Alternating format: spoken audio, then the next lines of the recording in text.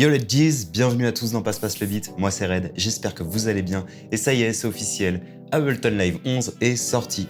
Et personnellement, je suis trop content parce que c'est le DAW que j'utilise au quotidien, du coup il y a plein de nouvelles fonctionnalités, je suis super hypé, et je me suis dit que ça serait super de vous montrer 5 nouvelles fonctionnalités majeures de cette nouvelle version d'Ableton Live. Et c'est ce qu'on va voir, juste après le générique. Michou, tu connais les bails, Bec.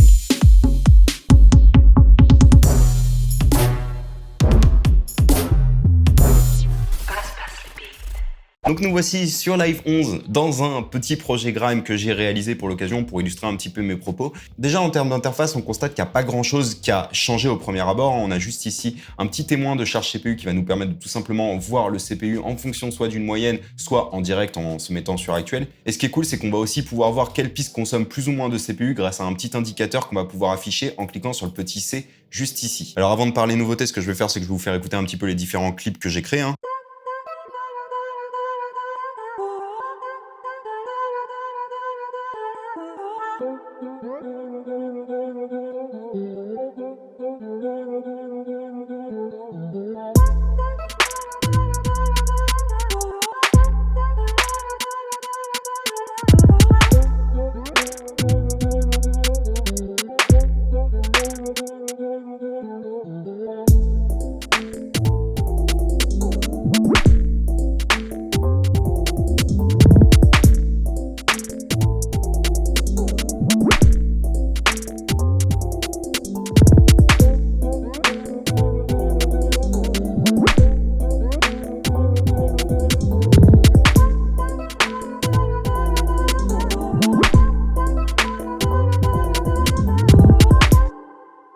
Donc voilà, je me suis amusé, par exemple les Vocal Shop, je les ai fait avec un pack qui est fourni avec Live 11 qui s'appelle Voicebox que je suis venu jouer puis ensuite que j'ai gelé.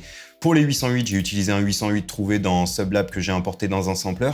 Pour les drums, dans un drum rack, je suis venu importer différents éléments de l'expansion de Native Instruments Certified Gold.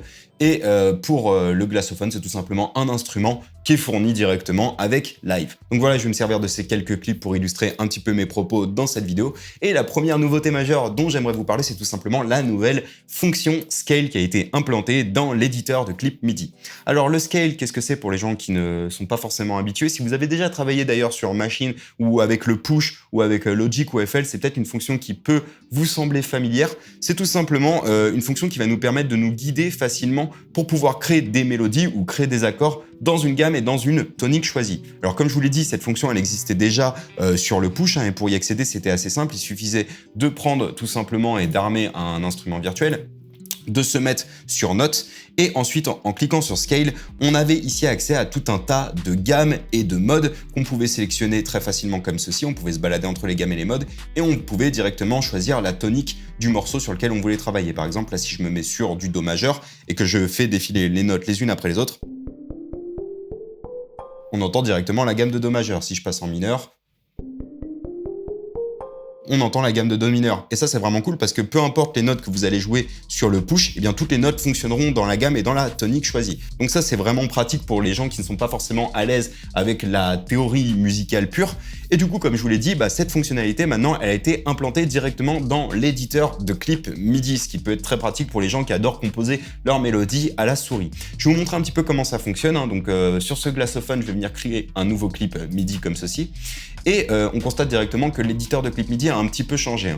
On retrouve les fonctions qui vont nous permettre de paramétrer le clip en question. On va pouvoir choisir quand est-ce que le clip démarre, quand est-ce qu'il s'arrête, si on veut qu'il le boucle ou non. On va aussi avoir la possibilité de définir quand est-ce qu'il commence, la longueur du clip en question, d'ailleurs je vais mettre 2 mesures, la signature rythmique de notre clip, si on veut lui appliquer un groove en particulier, ce qui peut être très pratique pour des batteries.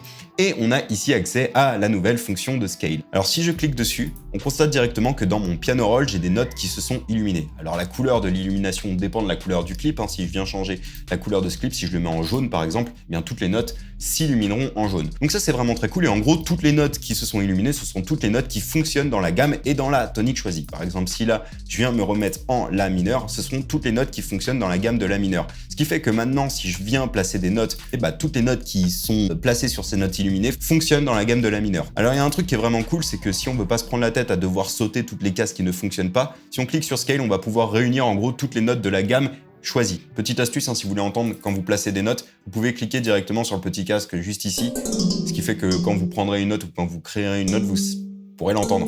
Ça vous évitera de faire play à chaque fois.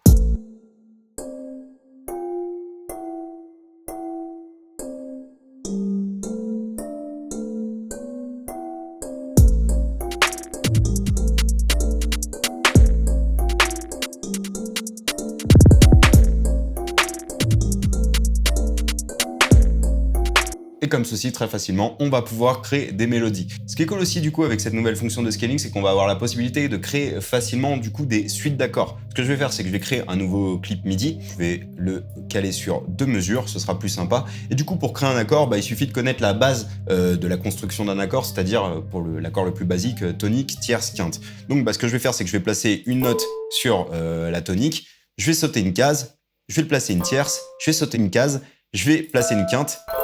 J'ai un accord qui vient d'être créé, je vais pouvoir l'étirer. Et maintenant, cet accord, ce qui est cool, c'est que si je viens le prendre, je fais Command D ou CTRL T sur PC pour le dupliquer et que je viens le déplacer, je vais pouvoir créer facilement des suites d'accords comme ceci. Et du coup, maintenant, si je fais play,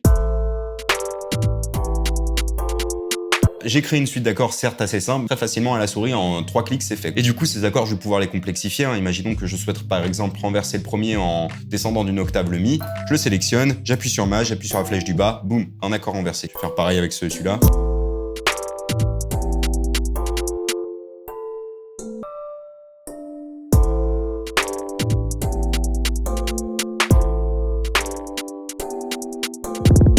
Et je vais pouvoir, comme ceci, un peu m'amuser jusqu'à trouver une suite d'accords qui me convienne.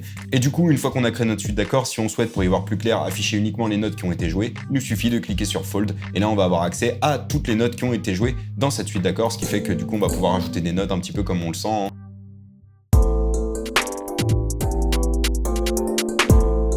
Bref, c'est vraiment une fonctionnalité qui est géniale. La deuxième nouveauté que j'aimerais vous montrer, c'est tout simplement la possibilité d'exploiter la nouvelle norme MPE. Alors le MPE, qu'est-ce que c'est? C'est le cycle de MIDI polyphonique expression. Concrètement, qu'est-ce que ça fait par rapport au MIDI classique?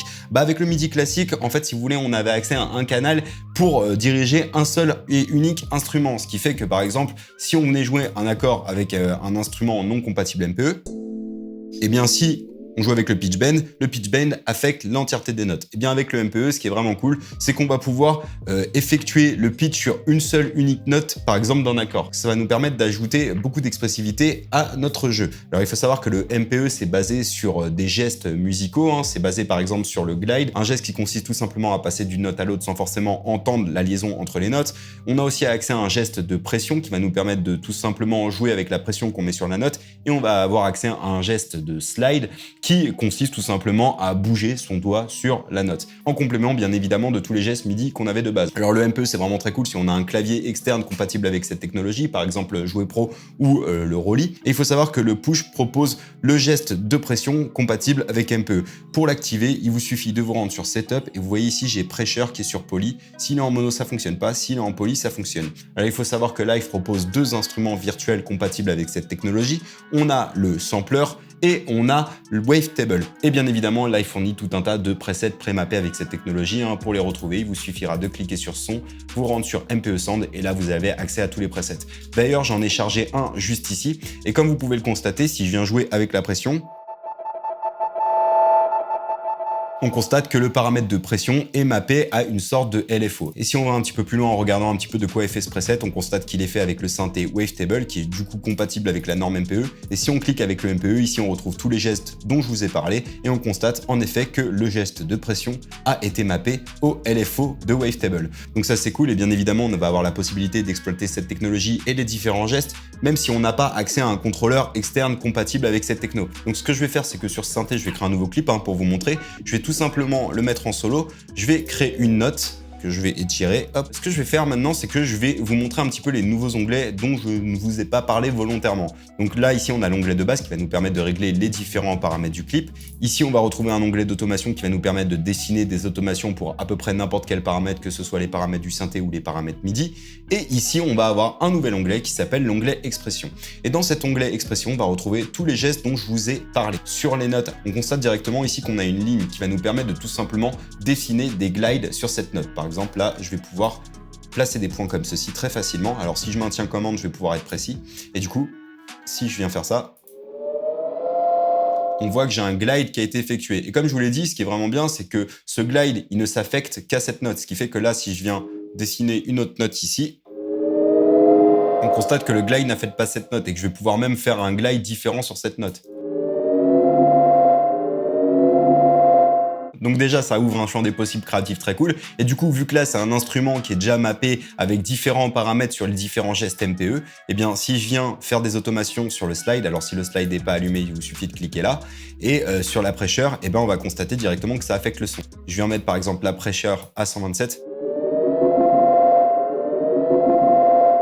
On voit directement que ça l'affecte. Et bien évidemment, tout ça, on va pouvoir l'exploiter avec n'importe quel instrument virtuel compatible. Par exemple, là, je vais retirer ce clip. On va repartir dans le contexte de la prod.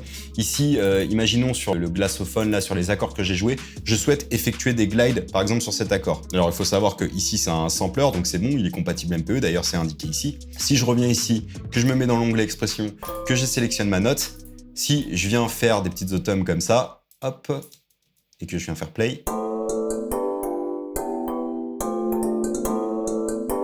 hop, je vais pouvoir faire des automations différentes comme ça sur à peu près tout et n'importe quoi. Je vais même pouvoir faire des courbes en maintenant Alt enfoncé. Et je vais même pouvoir prendre le mode dessin en sélectionnant une note. J'appuie sur B pour activer le mode dessin et je vais même pouvoir dessiner des petites courbes pour faire une sorte de petit vibrato sur une note par exemple.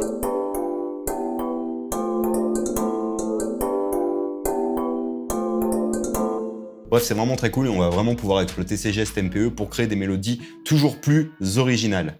La troisième nouveauté majeure que j'aimerais aborder, ce sont tout simplement les nouveaux modules d'effets qui ont été intégrés à Live. Donc déjà, en termes d'interface, ça a changé un petit peu. Si je me rends dans Effets audio, on constate maintenant que les effets sont rangés par catégorie dans des petits dossiers, ce qui est très pratique si on veut ajouter des effets directement via le push. Et du coup, maintenant, ils sont classés par catégorie. On a la catégorie Utility avec tout un tas d'utilitaires comme l'accordeur, par exemple. On va aussi retrouver Reverb et Résonance. Et ici, on va avoir accès à deux nouvelles reverbs. On va avoir une reverb qui s'appelle Hybrid Reverb, qui est juste ici, que j'ai mis sur mon Vocal Shop. D'ailleurs, je vais vous faire écouter avec l'Hybrid Reverb et sans. Donc sans les Hybrid Reverb, la voix rendait comme ça. Avec l'Hybrid Reverb. Du coup, bien évidemment, on va avoir accès à tout un tas de presets fournis avec la reverb. Et en fait, c'est une reverb qui mélange une reverb à convolution à réponse impulsionnelle et une reverb algorithmique. Ici, on va pouvoir choisir la catégorie de reverb à convolution qu'on souhaite utiliser. Et ici, on va avoir accès à tout un tas de réponses impulsionnelles qu'on va pouvoir changer et adapter un petit peu selon nos désirs comme ceci. Et ici, on va avoir accès à différents algorithmes, Darkhole, Quartz, Chimer, Tides et Prism, qui sont tous très intéressants à exploiter. Et ici, un petit peu comme pour Neoverb dont je vous avais parlé dans une précédente vidéo, on va avoir la possibilité un petit peu de mélanger les deux signals et on va avoir la possibilité aussi soit de mettre les reverbs en série, c'est-à-dire que le son passe d'abord dans la convolution puis dans l'algorithmique, ou alors dans les deux en même temps puis ressort, ou alors on va avoir la possibilité de n'écouter que l'algorithmique afin de pouvoir la régler par exemple, ou que la convolution. On va aussi ici avoir accès à un petit module qui va nous permettre de simuler le son des vieilles reverbs. Ici on va pouvoir bouger ça comme ceci, on va pouvoir jouer sur l'image stéréo, on va pouvoir mettre les basses, en tout cas tout ce qui se trouve en dessous de 180 Hz en mono afin d'éviter les problèmes de phase. Ici le dry wet classique et ensuite on retrouve les paramètres de reverb classique. On a aussi intégré directement à cette reverb une petite EQ qui va nous permettre de pouvoir un petit peu peaufiner notre son. Je vous conseille d'aller voir, franchement elle est vraiment pas mal, il y a vraiment moyen de faire des trucs super créatifs avec. Et pour Spectral Resonator, c'est une petite reverb qui va en quelque sorte glitcher un petit peu la réverbération, lui donner un côté un petit peu métallique. Alors on a plusieurs modes et je me suis pas assez penché dedans pour vous détailler chacun des modes, mais concrètement si je vous fais jouer le preset de base,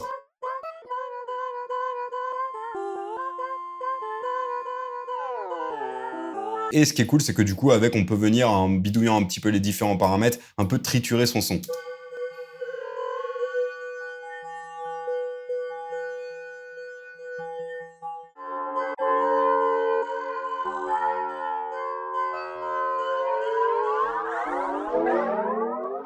Voilà, on va pouvoir vraiment s'amuser à faire des trucs assez originaux et assez fous. Donc voilà pour les reverbs. Ensuite, dans pitch modulation, il n'y a pas grand chose qu'à changer, mis à part qu'ils ont mis à jour le phaser et le chorus. Regardez, je vais vous mettre le phaser, il a changé un petit peu d'interface.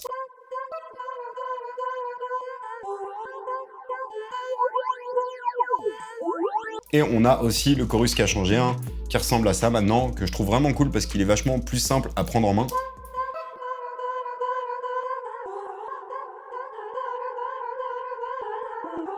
Ensuite, on a un petit dossier modulateur, on va retrouver le shaper, le LFO et l'enveloppe follower.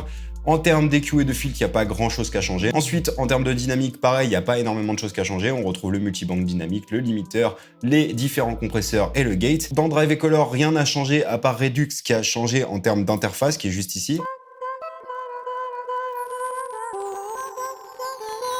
Ça va nous permettre un petit peu de salir notre son, lui donner un côté un peu dégradé. Et dans Delay et Loop, on a accès à un nouveau délai qui fonctionne un petit peu comme le Spectral Resonator, c'est Spectral Time. Donc je viens le charger juste ici, je vous fais écouter rapidement.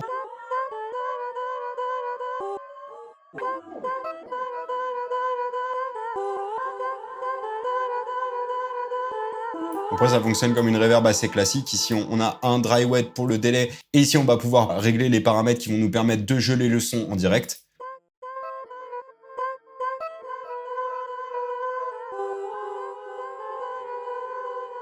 Ce qui va nous permettre de pouvoir glitcher notre son en dessinant différentes automations. Donc voilà pour les nouveautés concernant les effets audio. Alors bien évidemment, on a aussi accès à de nouveaux effets audio qui sont disponibles en les téléchargeant via les packs que vous pouvez trouver soit sur le site, soit en vous rendant sur pack. Et ici, vous allez avoir tous les packs disponibles à télécharger. Et il y a quelques packs intéressants, hein, notamment Voicebox qui propose des sons très cool. C'est d'ailleurs avec celui-ci que j'ai réalisé les petits vocal chops. Et en termes d'effets, on a accès à plusieurs choses. On a Inspire by Nature qui propose un petit délai très sympa, le Vector Delay. Alors on a accès à tous les presets du délai. En se rendant sur preset, si on va sur Vector Delay, ici on a accès à toute une liste de presets très cool. Hein. Imaginons par exemple que je me mette sur voilà, celui-ci là, le Slow Filter.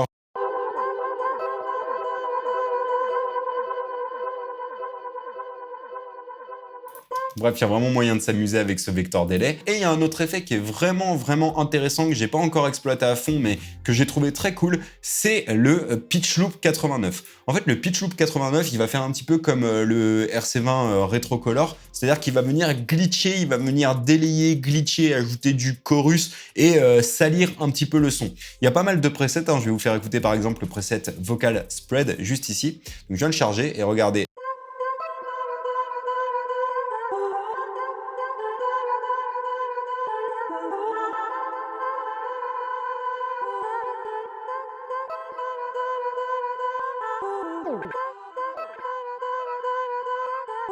On va même pouvoir créer des petits délais sympas.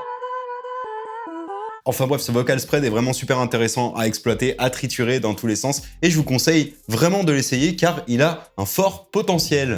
La quatrième fonctionnalité qu'on va aborder, ce sont tout simplement les nouveautés concernant les macros. Je vais retourner ici sur mon Glassophone et ici on constate que pour cet instrument, on a plusieurs macros. Alors ce qui est cool, c'est que maintenant on n'est plus limité à 8 macros, on va avoir la possibilité d'en avoir jusqu'à 16 et on va pouvoir, comme à l'époque, attribuer n'importe quel paramètre d'effet ou de synthé à ces macros afin de pouvoir les moduler soit avec un contrôleur externe, soit directement comme ceci en bougeant les potards. Et il y a aussi un autre truc qui est nouveau et qui est vraiment cool, c'est la possibilité de faire des snapshots.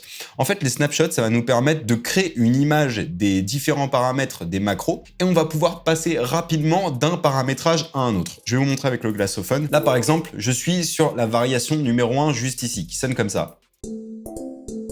Si je viens sur manuel mode en cours de jeu, eh bien, il va instantanément me changer le paramétrage de mes macros.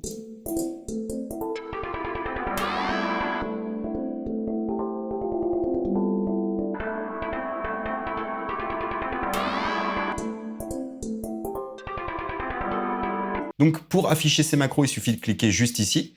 Et si je clique sur New, je vais créer un nouvel état. Donc je vais le sélectionner et je vais un petit peu modifier les paramètres. Hein.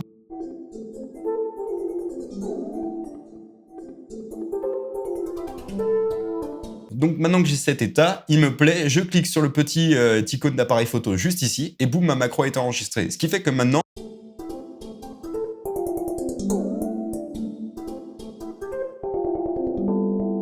et bien évidemment, tous ces paramètres, on va pouvoir les enregistrer et les fixer sur notre clip. Hein. C'est assez simple. Hein. Il suffit, comme à l'époque, d'armer les automations. J'arme ma piste, je clique ici.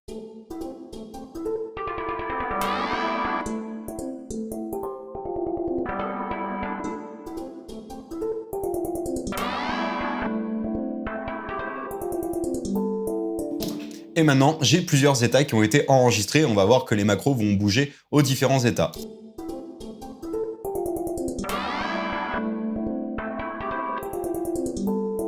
Ce qui va nous permettre d'ajouter plein de variations, plein de modifications à notre son. Bref, le champ des possibles est infini à ce niveau-là.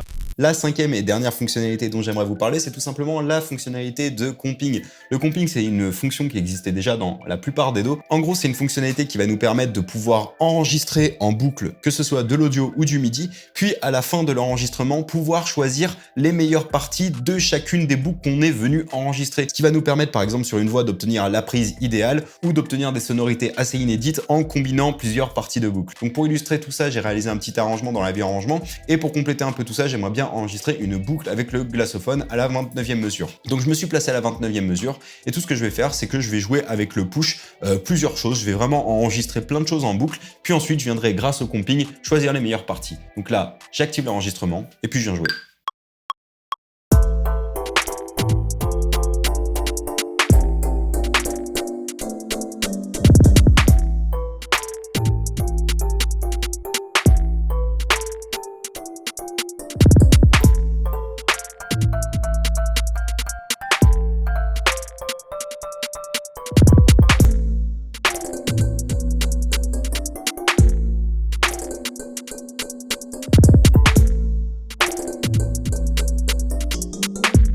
Donc voilà, là j'ai enregistré pas mal de boucles et on a comme d'habitude l'enregistrement MIDI, mais on a aussi la possibilité de tous les afficher en ligne en faisant un clic droit et en faisant afficher ligne de prise. Et là en fait on va avoir accès à tous les enregistrements que j'ai effectués pendant l'enregistrement.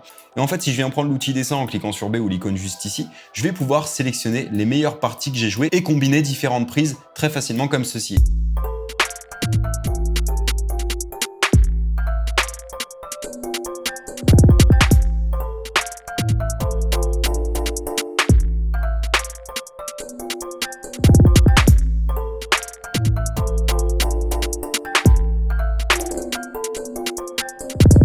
Et comme ceci, très facilement, je vais pouvoir sélectionner les meilleures parties que j'ai jouées. Et du coup, une fois qu'on a fait ça, il nous suffit de faire un clic droit, enlever afficher ligne de prise, et on se retrouve avec un seul et unique fichier MIDI qu'on va pouvoir bien évidemment réunir en un seul clip, en les sélectionnant tous, en maintenant Maj enfoncé et en faisant commande J. Et bim, on a un seul et unique clip MIDI qu'on va pouvoir quantifier pour avoir quelque chose d'assez droit.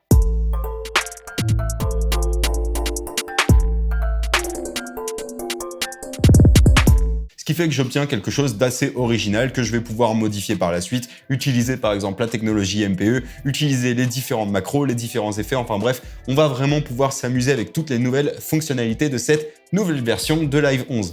Cette vidéo touche à sa fin, j'espère que ça vous a plu et que ça vous a appris des trucs, et si c'est le cas, n'hésitez pas à mettre un petit pouce en l'air comme d'hab et à nous le dire dans les commentaires, c'est toujours un réel plaisir de vous lire.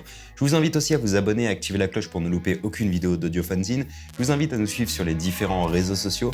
Vous pouvez me retrouver personnellement sur Instagram @redisgoodmusic. C'est tout pour moi, je vous dis à très vite, prenez soin de vous et n'oubliez pas, c'est que de la musique.